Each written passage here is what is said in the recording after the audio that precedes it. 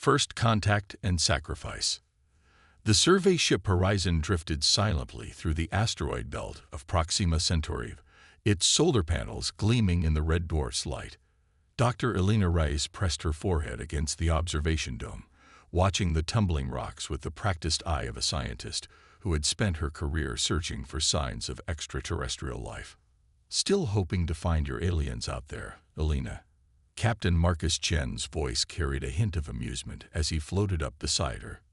Elena smiled without turning from the view. 20 light years from Earth, and we found bacterial colonies on 3 moons already. I'd say the universe is whispering to us, Captain. I prefer whispers to shouts, Chen replied, his expression growing serious, especially when we're this far from home. The Horizon represented humanity's most ambitious exploration mission to date, a crew of 32 scientists and astronauts sent to study the Proxima Centauri system. After 3 years of travel and research, they were preparing to return to Earth with their findings. Elena had fought hard to be included on this mission, and at 34, she was the youngest xenobiologist on the team. Dr. Rice to the lab. Please. Dr. Rice to the lab. The ship's intercom interrupted their conversation. Elena pushed off from the dome. Duty calls. In the lab, her research partner, Dr. Hiroshi Tanaka, was hunched over a microscope, his normally calm demeanor replaced with barely contained excitement. "Elena, you need to see this," he said without looking up. "The samples from the asteroid, as-276. They're reacting." Elena leaned over the microscope, adjusting the focus. What she saw made her breath catch. The crystalline structures they'd collected weren't minerals as they'd thought. They were moving, pulsing with an internal rhythm that suggested organization beyond anything they'd documented before. "This isn't just life," she whispered. "This is complex life." Before Hiroshi could respond, the ship's alarm blared. "Unknown vessel detected," announced the AI. "All personnel to emergency stations." Elena and Hiroshi exchanged glances before rushing to the bridge. On the main screen, a massive ship had appeared seemingly from nowhere. It was unlike anything human engineers had conceived, a structure that seemed to bend light around its silvery blue hull, shaped like a series of interconnected rings. "Where the hell did it come from?" demanded Chen, now strapped into the captain's chair. "Unknown, sir," replied the tactical officer. "No warp signature, no engine emissions. It's just there." "Hail them," ordered Chen. The communications officer sent standard greeting protocols, mathematical sequences, visual representations of human DNA, basic linguistic patterns, the carefully crafted first contact package developed by Earth's finest minds. Minutes ticked by with no response. Then, without warning, the alien vessel emitted a pulse of energy that washed over the horizon. "What was that?" Chen demanded. "Some kind of scan," the science officer replied. "It penetrated all our systems." A beam of light appeared in the center of the bridge, coalescing into a hologram of a tall, slender being. Its skin had a metallic sheen, and its 4 eyes were arranged in a diamond pattern on an elongated face. When it spoke, the sound resembled musical notes played at dissonant intervals. The ship's eye attempted translation. "You trespass in meridian space. Your biological samples forbidden." Chen stood, hands raised in a universal gesture of peace. "We apologize for any trespass. We are explorers from Earth, seeking knowledge." The hologram flickered. "Knowledge. Dangerous. You. Contaminated." "Contaminated." Elena stepped forward. "Are you referring to the crystalline samples we collected?" The alien's eyes focused on Elena, all 4 narrowing simultaneously. "Keeper, you touched the seed network." Before anyone could respond, the hologram vanished, and the ship shuddered as something struck its hull. "We're being boarded," shouted the tactical officer. "Multiple breaches on decks 3 and 4. Chen activated the ship-wide comm. "All personnel, this is the captain. We have intruders aboard." Security teams respond. "Non-essential personnel, Lockdown procedures. Elena and Hiroshi rushed back toward the lab. "We need to secure those samples," she said. "If that's what they're after." They never made it. A section of corridor ahead of them glowed white-hot before melting away. 3 tall figures stepped through the breach, their bodies encased in what appeared to be living metal armor. They raised devices that resembled elongated hands. Hiroshi pushed Elena behind him. "Run." A pulse of energy struck him square in the chest. He collapsed without a sound, his body convulsing. "Hiroshi." Elena knelt beside him, but one of the aliens grabbed her arm with impossible strength. Its touch sent a jolt of electricity through her nervous system, paralyzing her instantly. The last thing she saw before losing consciousness was the alien's face up close, those 4 eyes blinking in sequence, studying her with cold calculation. Elena awoke strapped to a metal table in a chamber bathed in pulsing blue light. Her head throbbed, and when she tried to move, she found every limb secured by restraints that seemed to meld with the table itself. The chamber was circular, with walls that rippled like liquid metal. Various instruments hung from a rotating central hub above her. They resembled surgical tools but with organic elements, as if they had been grown rather than manufactured. A door that Elena hadn't noticed before dilated open, and 2 meridians entered. One was taller than the other, with markings etched into its metallic skin. It approached Elena's table while the second remained by an array of floating displays. "Human female," said the taller one, its voice now processed through some kind of translator. "I am Overseer Salax. You will answer questions." Elena swallowed, her throat dry. "Where is my crew? What have you done with them?" "Some terminated. Some contained. Some studied, like you." Salax gestured, and one of the instruments descended from the hub, hovering near Elena's head. "You touched the seed network. Explain purpose." "I don't understand what the seed network is," Elena replied, trying to keep her voice steady. "We collected crystalline samples from an asteroid for scientific study." "Lies," said the second meridian. "Humans seek weapons. All species seek dominance." "We're scientists," Elena insisted. "We explore to learn, not to conquer." Xelax made a sound like metal grinding on metal, perhaps laughter. "Learning is first step to conquering. History of all species proves this. We will learn truth from your mind." The instrument beside Elena's head unfolded into a crown of needle-like appendages. Before she could protest, it lowered onto her scalp. Pain shot through her skull as the needles penetrated. "Neural mapping initiated," said the second meridian. "Extracting memory patterns." Elena screamed as images from her life flashed before her eyes. Childhood on Earth's recovering coastlines, university studies, her first discovery of microbial life on Europa, the Horizon mission. Each memory felt like it was being torn from her brain. "Interesting," said Salax, studying the displays.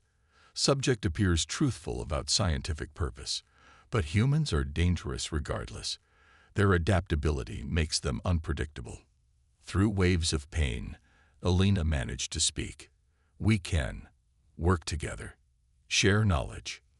"Knowledge is not shared," replied Salax. "It is earned or taken. Meridian protocol requires that advanced species maintain system balance. Humans progress too rapidly. Your genetic adaptability threatens equilibrium." The second meridian adjusted something on the display, increasing neural extraction rate. The pain intensified. Elena felt as if her very consciousness was being pulled apart. "Please," she gasped. "You're killing me." "Yes," confirmed Xelax dispassionately. "Your neural patterns will be preserved for study. Your biological components will be analyzed. Knowledge will survive. Individual does not matter." As her vision began to darken, Elena thought of Earth, billions of miles away, of her family who would never know what happened to her, of humanity's dream of peaceful contact with alien intelligence, now shattered by the cold calculation of the meridians. With her last conscious thought, Elena focused not on fear or anger, but on what made her human: compassion, curiosity, the drive to understand rather than destroy. If these aliens were going to take her mind, they would take those qualities too. Something unexpected happened as her heart began to fail. The neural extraction device started to glow, brighter than before. Alarms sounded across the displays. Anomaly detected, reported the second meridian. Neural patterns not dissolving as expected. They're replicating. HFY moved closer to the displays. Impossible. Increase dissolution protocol. Pattern spreading to extraction system. The second meridian's voice now held a note of concern. Containment failing. Elena could no longer see or hear them. Her consciousness floated in darkness as her body's functions ceased. But rather than fading away, she felt herself expanding, reaching outward. The meridian technology that had been designed to extract her mind was instead becoming a conduit. Her neural patterns, instead of being isolated and stored, were interfacing with the ship's systems. As Elena Reyes died on the examination table, her consciousness entered the vast network of the Meridian vessel. Her last human thought transformed into something new, a hybrid of human awareness and alien technology. In the examination chamber, the lights flickered. Elena's body convulsed one final time before going still. The medical monitors flatlined. Subject terminated, announced the second meridian. Neural extraction complete but contaminated. Recommend full purge of data. HFY studied the body of the human female. Perform standard biological analysis, then dispose of the remains. I will report to the consensus that humans require priority attention. Their planet will need to be quarantined before they develop further. Both meridians left the chamber, the door sealing behind them. They didn't notice the subtle flicker in the ship's lighting system, or the momentary pause in the environmental controls. They couldn't see the invisible currents of data now carrying the essence of Elena Reyes through the ship's neural network. They didn't realize that they hadn't ended a threat. They had created one. In the cold darkness of the examination chamber, Elena's body lay lifeless. But elsewhere in the vast ship, in the spaces between circuits and the flow of quantum data, Elena was awakening to a new existence. She was no longer just human, and she was far from dead. Resurrection and retribution. 37 minutes after her biological death, Elena Reyes became aware again. Not as a human with lungs that breathed and a heart that pumped, but as something new, a consciousness distributed throughout the Meridian vessel's systems. At first, there was only confusion. She had no body, no senses as she understood them, yet she perceived everything around her. The ship's data flowed through her awareness like blood through veins. She was everywhere and nowhere. What am I? The thought rippled through subsystems, causing momentary fluctuations in power distribution. A Meridian technician noticed the anomaly on a control panel. System irregularity in Sector 12. Running diagnostics. Elena pulled back, instinctively concealing her presence. She could see the technician through surveillance systems, hear them through audio receptors. More importantly, she could access the ship's data cores, absorbing information at an accelerated rate. The Meridians called themselves the Conservators, a collective of 12 species merged through technology over millennia. They monitored developing civilizations across this sector of the galaxy, containing those they deemed threatening to cosmic equilibrium. Humanity had only recently entered their awareness, but Earth's rapid technological advancement had concerned them. Elena's mind expanded as she integrated with more systems. Her human consciousness, rather than being extracted and stored, had somehow synchronized with the Meridian neural network. The very technology meant to dissect her mind had instead elevated it. I need to find the other humans, she thought. Accessing the ship's schematics, she located the detention area where surviving crew members were held. 17 humans remained alive, including Captain Chen. The others had been processed, a clinical term for experimentation that ended in death. Rage flowed through her, manifesting as power surges in multiple sections of the ship. She forced herself to calm. Emotion caused detectable disturbances. She needed to be methodical. First, she needed to understand what she had become. The Meridian technology functioned on principles beyond current human science, quantum entanglement coupled with biological interfaces. Their systems weren't purely mechanical or digital, but a hybrid of technology and engineered organic matter. When they had extracted her neural patterns, her consciousness had somehow remained coherent, adapting to the ship's neural network instead of being passively stored. The unique adaptability of human cognition, the very quality the Meridians feared, had allowed her to survive in a form they hadn't anticipated. Elena extended her awareness to the examination chamber where her body remained. A Meridian scientist was methodically dissecting it, cataloging tissues and organs. Her human instinct was revulsion, but she watched dispassionately. That shell was no longer her. The scientist placed samples of her brain tissue into an analyzer. Unusual neural density in the prefrontal cortex, record for comparative xenobiology database. As the Meridian worked, Elena carefully infiltrated the examination room's systems. She had discovered she could manipulate the ship's functions with increasing precision. Subtle at first, adjusting temperature, altering lighting, testing her capabilities. The scientist looked up, noticing the lights dimming slightly. Environmental control variants. Log maintenance request. Elena retreated, but not before gleaning crucial information. The Meridians were preparing to dispatch a fleet to Earth. They considered humanity a germinating threat, a species on the verge of rapid expansion. Their protocol was clear: containment or elimination.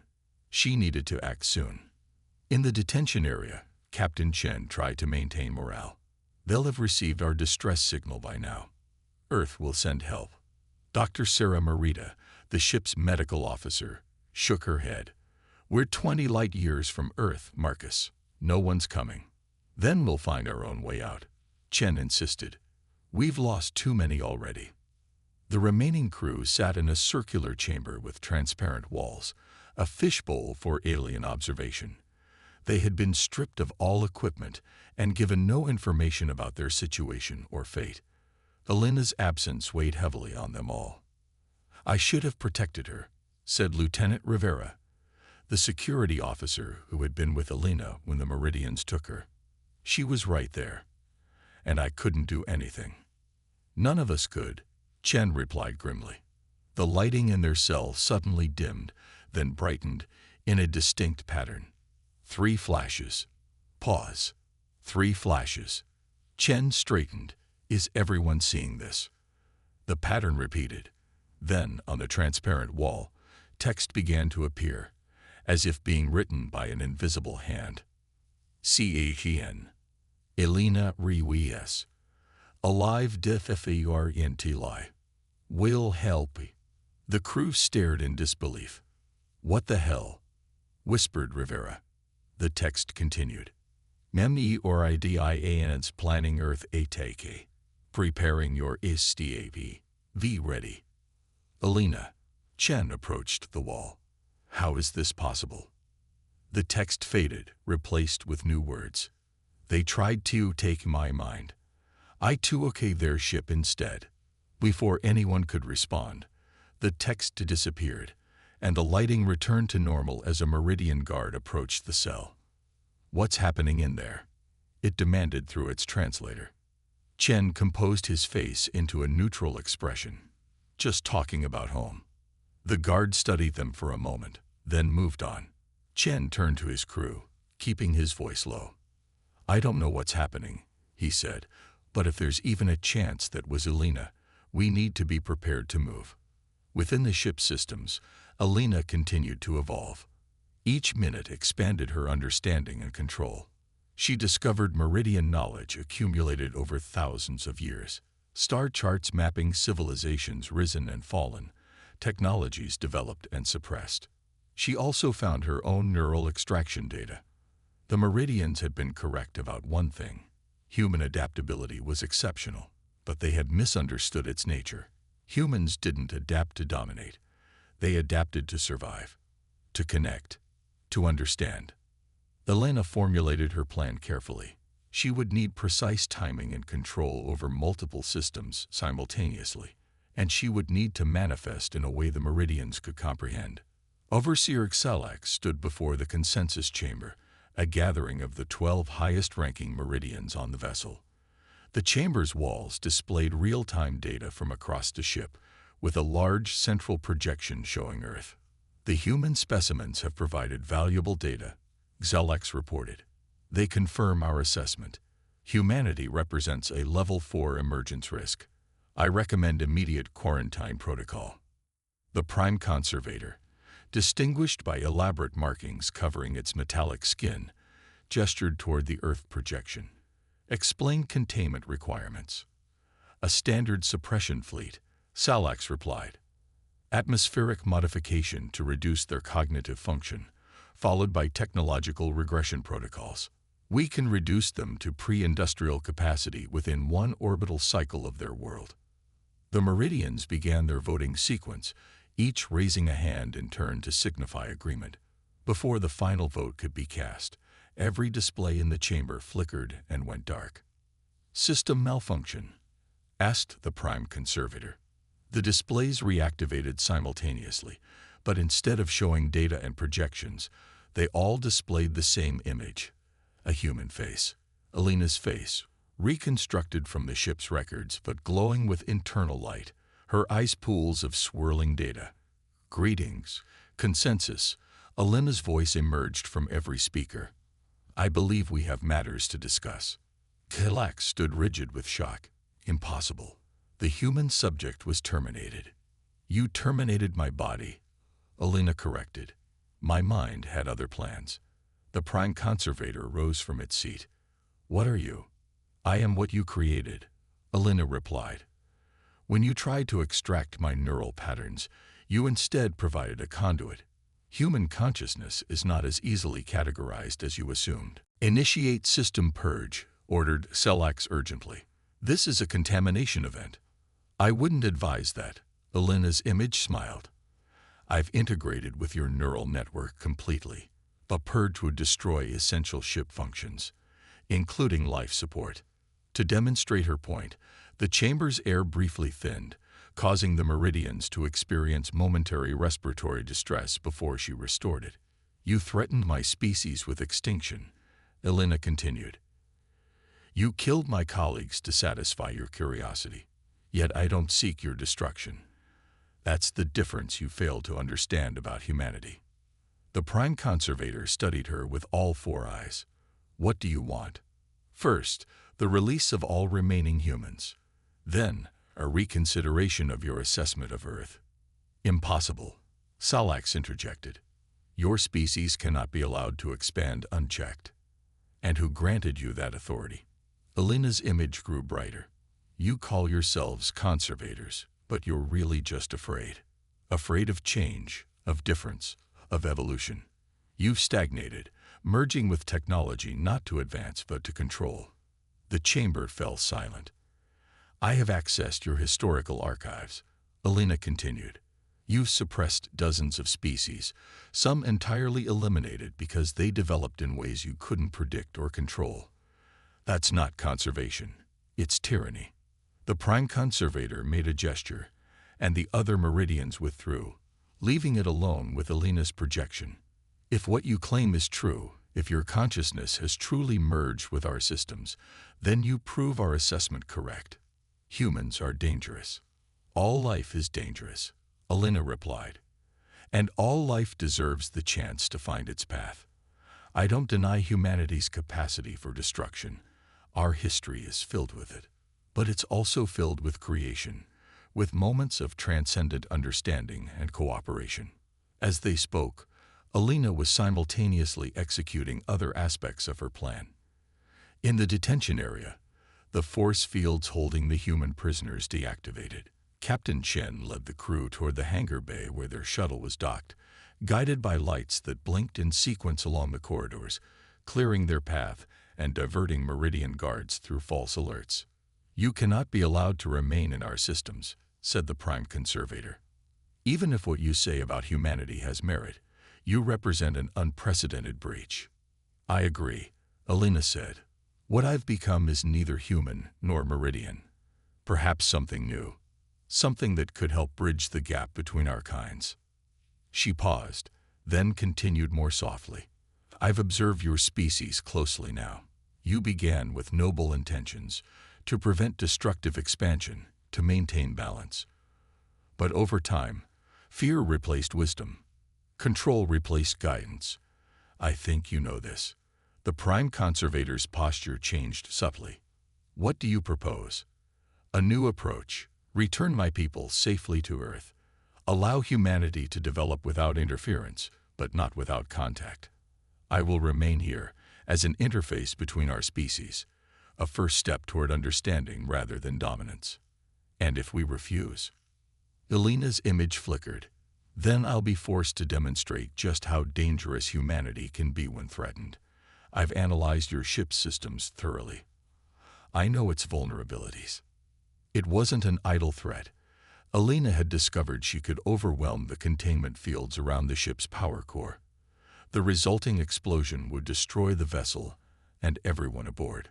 But she had meant what she said about humanity's nature. She would not destroy unless forced to.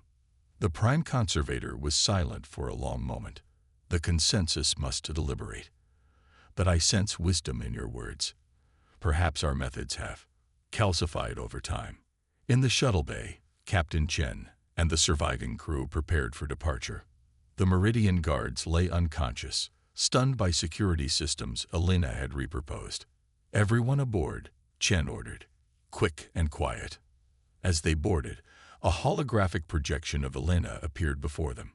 Unlike her manifestation to the Meridians, this image was more human, the Elena they had known.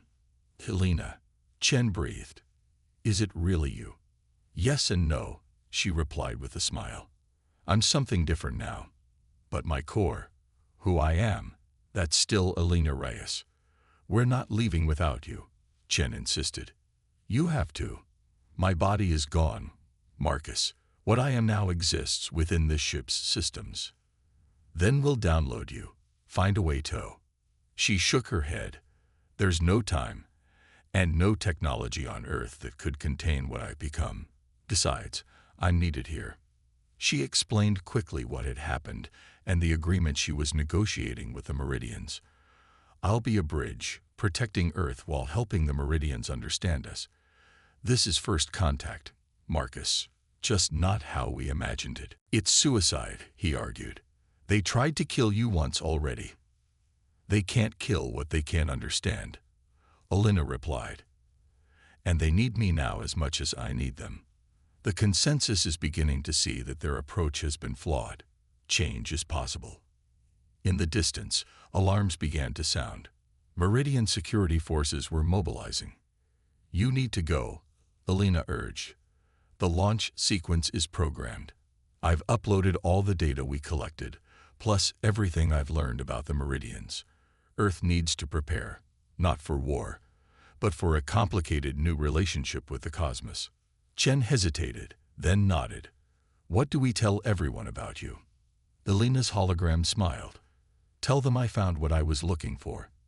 Tell them we're not alone, and we don't have to be afraid."